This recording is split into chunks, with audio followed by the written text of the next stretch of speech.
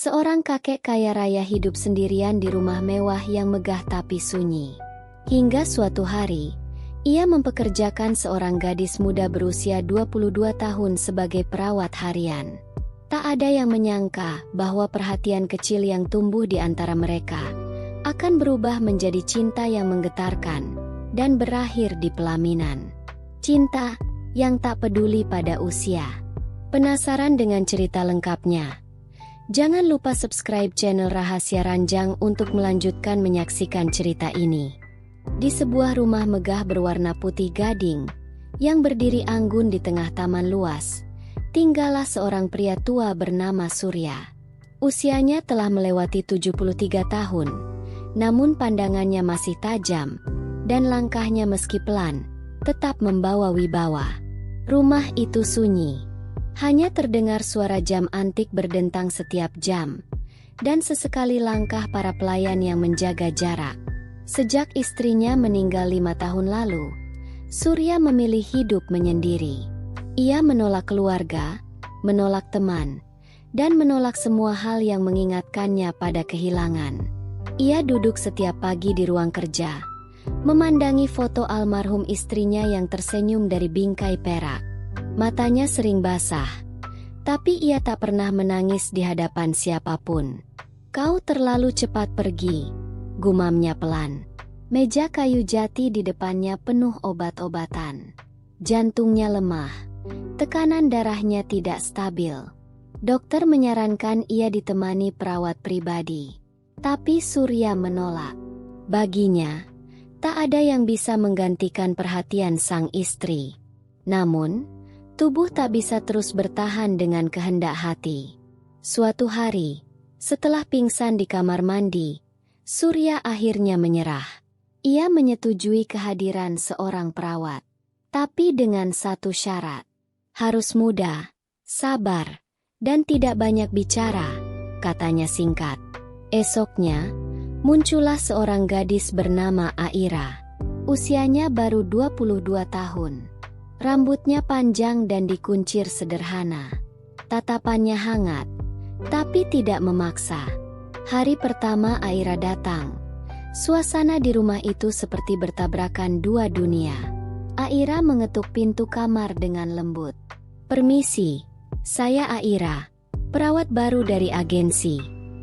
Surya tidak menoleh. Ia hanya menjawab dengan datar, "Lakukan tugasmu. Jangan cerewet." Aira tersenyum kecil. Ia sudah terbiasa menghadapi pasien keras kepala. Tapi ada sesuatu dalam sorot mata pria tua itu. Bukan kemarahan, tapi kesepian yang nyaris membunuh. Sepanjang hari, Aira berjalan pelan di dalam rumah itu. Ia memperhatikan setiap sudut. Kursi goyang di beranda yang berdebu. Piano tua yang tak lagi dimainkan. Rak buku yang penuh kisah, tapi tak pernah disentuh. Rumah itu bukan sekadar besar. Rumah itu hampa. Dan Aira tahu, ia sedang memasuki bukan hanya ruang fisik, tapi juga ruang hati seseorang yang tertutup rapat. Malam harinya, Aira membawa teh hangat ke ruang baca tempat Surya duduk. "Ini untuk membantu tidur, Pak," katanya pelan. Surya melirik. Ada keheningan 5 detik sebelum ia mengambil cangkir itu. Ia tidak mengucapkan terima kasih, tapi Aira bisa melihat tangannya sedikit bergetar saat menerima. Ada jeda di sana. Seakan tubuh Surya rindu sentuhan kecil, tapi hatinya masih takut membuka pintu. Hari-hari berikutnya, Aira tetap sabar. Ia tak banyak bertanya, hanya hadir dengan ketulusan. Ia menyusun obat, membersihkan ruangan, dan menemani tanpa memaksa bicara. Surya mulai memperhatikan. Diam-diam, ia memandang Aira dari balik koran. Gadis itu berbeda. Ia tidak mencoba membuatnya tertawa, tapi entah kenapa kehadirannya membuat sunyi jadi lebih ringan. Di malam keempat, saat Surya hendak tidur, ia tiba-tiba berkata pelan, "Besok pagi, temani aku di taman. Aku ingin duduk di bangku yang biasa kupakai bersama istriku." Aira menatapnya kaget. Untuk pertama kalinya, suara itu tak terdengar dingin. Ada nada rindu dan sedikit hangat. Aira tersenyum kecil dan menjawab dengan senang hati, "Pak." Dan sejak kalimat itu diucapkan, tanpa mereka sadari, pintu kecil di hati yang beku perlahan mulai terbuka. Pagi itu, sinar matahari menembus tirai tipis kamar kakek Surya. Udara segar menyeruak lewat jendela yang dibiarkan terbuka oleh Aira. Ia sudah bangun sejak subuh, menyiapkan teh hangat, menyusun bantal kursi taman, dan memeriksa suhu udara agar sang kakek tidak masuk angin. Hari ini bukan hari biasa. Untuk pertama kalinya, kakek Surya ingin keluar. Keluar dari kamar, dari duka, dari kenangan yang telah lama membelenggunya. Aira mendorong kursi roda dengan pelan. Mereka berjalan menyusuri lorong panjang rumah itu, lalu turun menuju taman belakang. Mata kakek Surya menatap tajam setiap bunga dan pohon yang tumbuh. Dulu, taman itu adalah tempat ia dan istrinya membaca bersama. Tempat di mana mereka duduk berdua sambil minum teh dan tertawa kecil. Tapi sejak sang istri pergi, ia tak pernah lagi menginjakkan kaki di sana. Bangku kayu di bawah pohon melati itu masih ada. Sedikit kusam, tapi tetap kokoh. Aira membersihkannya lebih dulu, lalu membantu kakek Surya duduk perlahan. Pria tua itu menatap sekeliling dengan mata yang tiba-tiba basah. Angin pagi membelai rambut putihnya yang tipis. Dan untuk pertama kalinya sejak bertahun-tahun, ia menghela napas panjang bukan karena sesak, tapi karena lega. "Kau tahu, Aira," ucapnya pelan. "Dulu aku dan istriku sering duduk di sini tiap pagi. Ia suka membaca puisi. Aku suka mendengarnya tertawa." Aira tidak menyela. Ia hanya duduk di sampingnya, mendengarkan dengan hati terbuka. Kakek Surya menatap langit yang cerah, lalu berkata lirih, "Setelah dia pergi, taman ini seperti mati. Seperti aku." Aira memejamkan mata sejenak. Ia bisa merasakan luka itu. Luka yang tak berdarah tapi menghantui setiap tarikan napas. Lalu, dengan lembut, ia berkata, "Kadang, bunga tidak tumbuh karena terlalu sering ditinggal sendiri. Tapi jika dirawat, pelan-pelan mereka akan mekar kembali." Surya menoleh padanya. Untuk pertama kalinya, ia benar-benar melihat gadis itu. Bukan sebagai perawat, tapi sebagai cahaya kecil di tengah senja hidupnya. Hari-hari selanjutnya, pagi mereka selalu dimulai di taman. Aira membawa buku-buku lama, lalu membacakan puisi dengan suara lembut. Kadang, kakek Surya tertawa kecil, mengomentari gaya bacanya yang terlalu serius. Kadang ia diam, menikmati suara Aira yang mengisi ruang kosong di hatinya. Taman yang dulu sunyi kini dipenuhi tawa dan bisik-bisik ringan. Bunga melati kembali bermekaran. Suatu sore, Aira membawa alat lukis kecil. "Saya suka menggambar. Pak, bolehkah saya menggambar taman ini?" tanya Aira sambil tersenyum malu. Kakek Surya mengangguk. "Gambarlah. Tapi jangan lupakan aku di sana." Mereka tertawa bersama. Saat Aira mulai melukis, Surya memperhatikannya diam-diam. Ia melihat kelembutan dalam tiap gerakan gadis itu.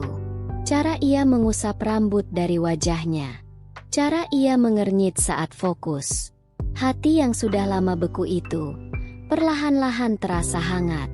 Malam harinya, Surya menatap lukisan Aira yang sudah selesai. Di sana, ia duduk di bangku taman. Di sampingnya, ada sosok Aira dengan gaun putih. Latar belakangnya penuh bunga melati. Ia tersenyum pelan, lalu berkata lirih, "Kau telah menggambar sesuatu yang sudah lama hilang dari hidupku, kebahagiaan." Aira menunduk. Pipinya memerah. Ia tahu, sesuatu sedang tumbuh. Tapi ia takut mengakuinya. Hubungan mereka semakin dekat. Aira tidak lagi memanggilnya Pak Surya, tapi hanya kakek. Dan Surya, yang dulu dingin, kini mulai menyisipkan canda dalam setiap kalimat. Kadang mereka berjalan berdua di taman sambil menyentuh bunga. Kadang duduk berdekatan saat senja datang. Waktu seakan berjalan lebih lambat ketika mereka bersama. Dan tanpa mereka sadari, taman itu bukan hanya hidup kembali, tapi juga menjadi saksi tumbuhnya rasa yang tak pernah mereka sangka akan datang. Namun di balik senyum dan canda itu, ada ketakutan yang tumbuh diam-diam. Surya sadar, perbedaan usia mereka begitu jauh. Sementara Aira tahu, hatinya mulai terikat. Tapi apakah dunia akan menerima cinta yang tak lazim ini? Belum ada jawaban. Tapi mereka tahu satu hal. Mereka sedang saling menyembuhkan.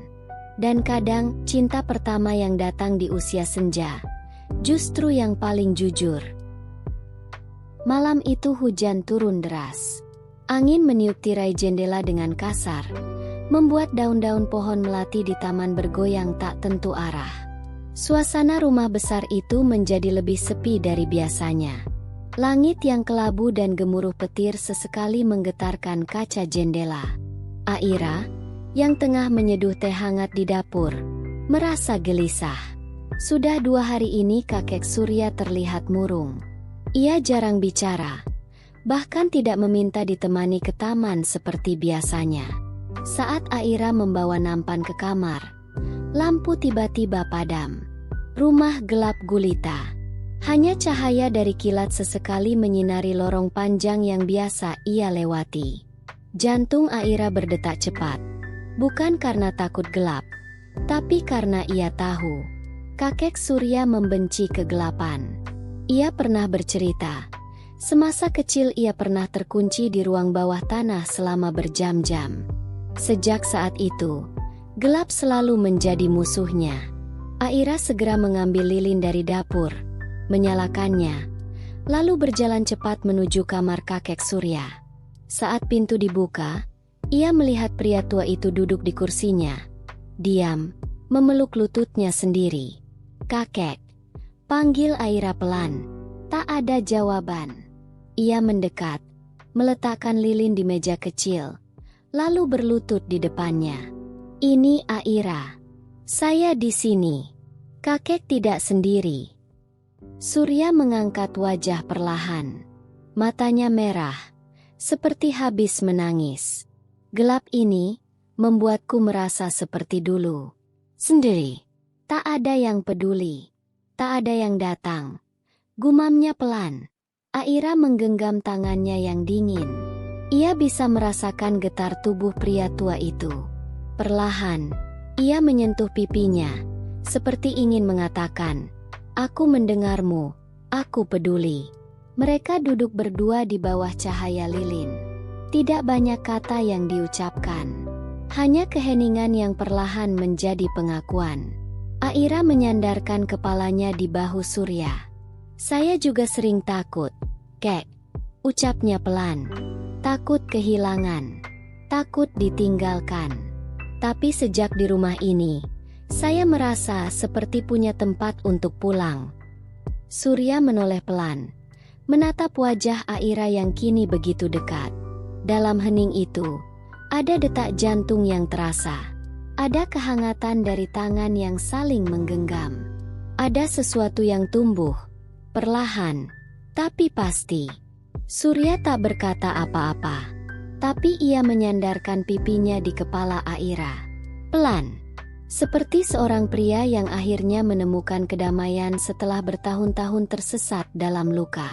Hujan masih turun, tapi di dalam kamar itu, kehangatan mulai membungkus mereka. Aira menyalakan satu lilin lagi, lalu duduk kembali di sisi Surya.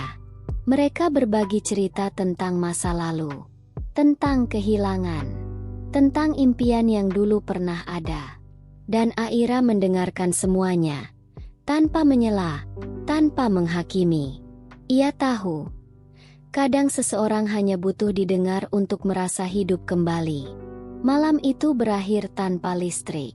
Tapi cahaya dari hati mereka cukup menerangi seluruh ruangan. Aira tertidur di kursi, bersandar di lengan kakek Surya. Dan Surya, yang biasanya selalu terjaga hingga subuh karena insomnia, malam itu tertidur lebih cepat dari biasanya. Dengan senyum kecil di wajahnya. Karena untuk pertama kalinya dalam bertahun-tahun, ia tidak lagi merasa sendiri.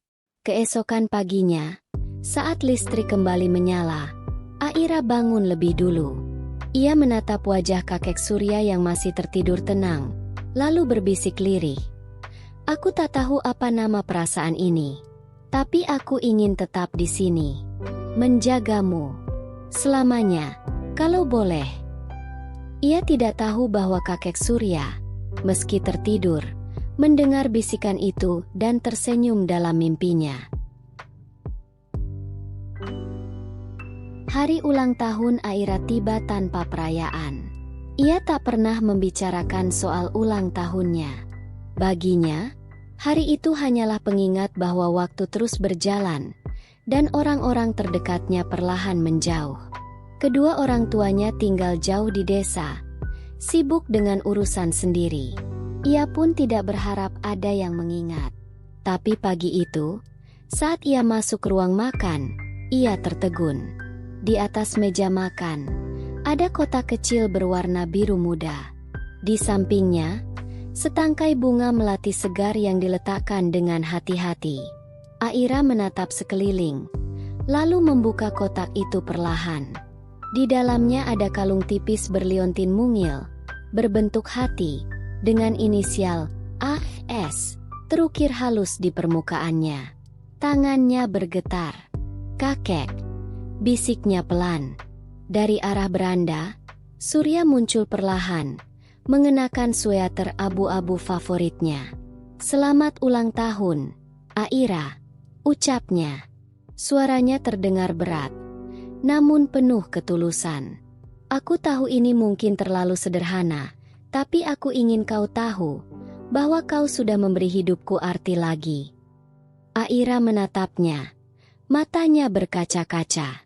"Ini lebih dari cukup, Kek. Ini luar biasa." Aira melangkah cepat, lalu memeluk kakek Surya tanpa ragu. Pelukan itu hangat, lama, dan penuh makna. Surya tak menolak. Ia memejamkan mata, membalas pelukan itu dengan hati yang berdebar. Di dadanya, ada rasa yang belum pernah ia rasakan selama bertahun-tahun. Bukan hanya kasih sayang, tapi sesuatu yang lebih dalam, lebih rumit dan lebih indah. Hari itu mereka habiskan bersama di taman. Aira memakai kalung pemberian kakek Surya dengan bangga. Mereka duduk berdua, seperti biasa, tapi kini lebih dekat. Kadang tangan mereka bersentuhan tanpa sengaja. Kadang tatapan mereka bertemu dan cepat berpaling. Ada keheningan yang manis di antara mereka. Keheningan yang tak perlu diisi kata-kata. Menjelang sore, Aira terpeleset saat hendak mengambil buku dari rak taman. Ia jatuh terduduk, memegangi pergelangan kakinya yang terkilir. Surya panik. Ia jarang sekali terlihat segelisah itu. Dengan cepat ia memanggil pelayan, lalu membopong Aira ke ruang perawatan kecil di dalam rumah. Tangannya gemetar saat mengoleskan balsem dan membalut pergelangan kaki Aira. "Aku baik-baik saja, Kek," kata Aira, mencoba tersenyum. Tapi Surya menggeleng. "Tidak, kau tidak boleh sakit. Aku tidak sanggup melihatmu terluka." Kata-kata itu meluncur begitu saja. Dan Aira tahu, itu bukan sekadar rasa khawatir. Itu adalah ungkapan dari hati yang mulai tak bisa menyembunyikan rasa. Beberapa hari kemudian, kaki Aira mulai membaik. Tapi suasana di antara mereka berubah. Bukan menjauh, justru semakin dekat. Aira mulai memanggilnya Mas Surya sebagai lelucon, dan sang kakek hanya tertawa pelan, menyebutnya Nona nakal. Mereka tertawa lebih sering, duduk lebih lama, dan tatapan mereka semakin sulit disangkal. Mereka jatuh cinta, pelan tapi pasti. Di suatu malam, ketika Aira kembali duduk di bangku taman dengan selimut di pangkuannya, ia berkata lirih, "Kek, aku takut. Kita berbeda segalanya. Usia, hidup, masa lalu." Surya hanya tersenyum. "Tapi kita punya satu kesamaan, Aira. Kita sama-sama kesepian sebelum saling menemukan." Aira menggigit bibirnya, lalu bersandar di pundak pria tua itu tanpa berkata apa-apa lagi. Dan di bawah langit malam yang cerah, di antara wangi bunga melati, dua hati yang terpaut jarak usia justru makin melebur dalam keheningan yang jujur. Mereka tahu dunia mungkin tak mudah menerima. Tapi malam itu, mereka tak peduli, karena cinta telah tumbuh. Dan cinta tak pernah bertanya soal waktu. Musim hujan berganti menjadi musim semi. Taman belakang rumah kakek Surya kini bermekaran dengan lebih indah dari sebelumnya. Bunga melati tumbuh liar, mengisi setiap sudut dengan aroma manis yang menenangkan. Aira merawat setiap kelopaknya dengan cinta. Ia tahu, taman ini bukan hanya tempat istirahat sore, tapi juga tempat di mana cintanya dan kakek Surya bersemi tanpa pernah mereka rencanakan. Pagi itu, Surya memanggil Aira ke ruang kerjanya. Ia berdiri di depan jendela besar, memandangi taman yang mulai disiapkan oleh para pelayan. "Aira," katanya pelan, "seumur hidupku, aku hanya mencintai satu wanita, istriku. Tapi setelah dia tiada, aku pikir, tak mungkin ada cinta lain yang mampu membuatku hidup kembali." Ia menoleh, menatap Aira dalam-dalam. "Tapi kau datang, dan aku hidup lagi." Aira mendekat, suaranya hampir tak terdengar. "Apa yang kakek maksud?" Surya menghela napas. "Aku ingin menikah denganmu, bukan karena aku kesepian, tapi karena aku mencintaimu. Dengan caraku, dengan usiaku, dengan seluruh sisa hidupku yang tersisa." Suasana menjadi sangat sunyi. Hanya detak jam dinding yang terdengar mengiringi denyut jantung mereka. Air mata Aira mengalir tanpa diminta. Ia tahu dunia akan menghakimi. Ia tahu orang-orang akan bicara. Tapi ia juga tahu, hatinya telah memilih. "Ya," jawab Aira sambil menggenggam tangan Surya. "Aku mau." Pelukan mereka sederhana. Tanpa musik, tanpa gemuruh, tapi cukup untuk menegaskan bahwa cinta mereka nyata. Meski terlahir dari perbedaan yang jauh. Persiapan pernikahan berlangsung sederhana. Tidak ada pesta megah, tidak ada tamu ratusan. Hanya keluarga dekat, beberapa sahabat lama Surya, dan para pelayan yang telah bekerja puluhan tahun. Tapi taman itu disulap menjadi tempat terindah yang pernah Aira lihat. Di bawah pohon melati tempat mereka biasa duduk, sebuah altar kecil berdiri, dihias putih dan hijau. Aira mengenakan gaun sederhana berwarna krem. Rambutnya digelung rapi dengan bunga melati terselip di sisi kanan. Surya mengenakan jas abu-abu lembut, dan untuk pertama kalinya, wajahnya bersinar penuh harapan.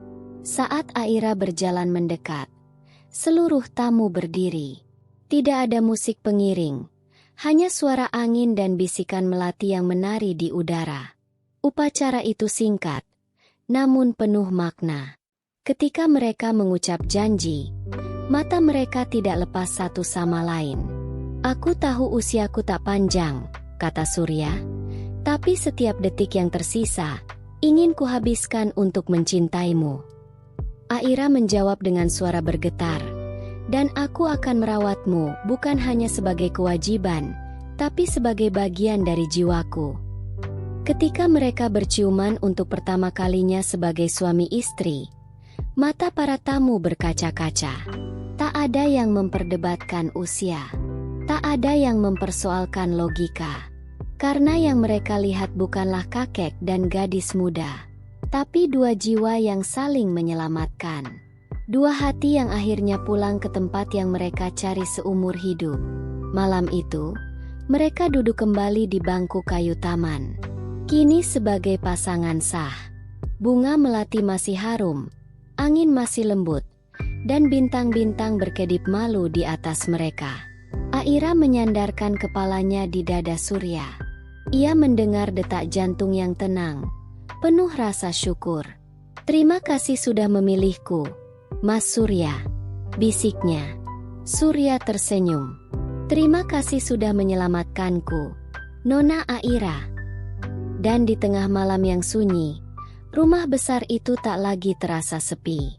Taman itu tak lagi hanya penuh kenangan. Kini, ia menjadi saksi lahirnya cinta yang tak kenal batas usia. Cinta yang sederhana, tapi sungguh abadi.